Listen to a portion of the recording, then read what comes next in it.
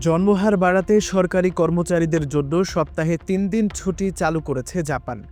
আগামী এপ্রিল থেকে এই নীতি কার্যকর হবে, যেখানে কর্মীরা প্রতি সপ্তাহে ৩ দিন ছুটি পাবেন।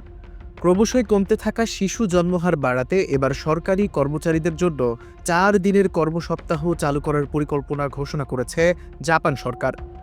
এছাড়া আরেকটি নতুন নীতি চালু করা হচ্ছে, যার আওতায় প্রাথমিক বিদ্যালয়ের প্রথম থেকে তৃতীয় শ্রেণীর ছাত্রছাত্রীদের পিতামাতারা আংশিক বেতন কাটছাঁটের মাধ্যমে দ্রুত অফিস ত্যাগ করার সুযোগ পাবেন।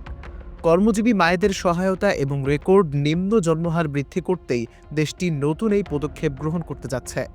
টোকিওর গভর্নর ইউরিকো কেউকো এক নীতি নির্ধারণী বক্তৃতায় বলেন, আমরা কাজের ধরন পর্যালোচনা করব এবং এমন ব্যবস্থা নেব যাতে কেউ তাদের ক্যারিয়ার ত্যাগ করতে বাধ্য না হয়।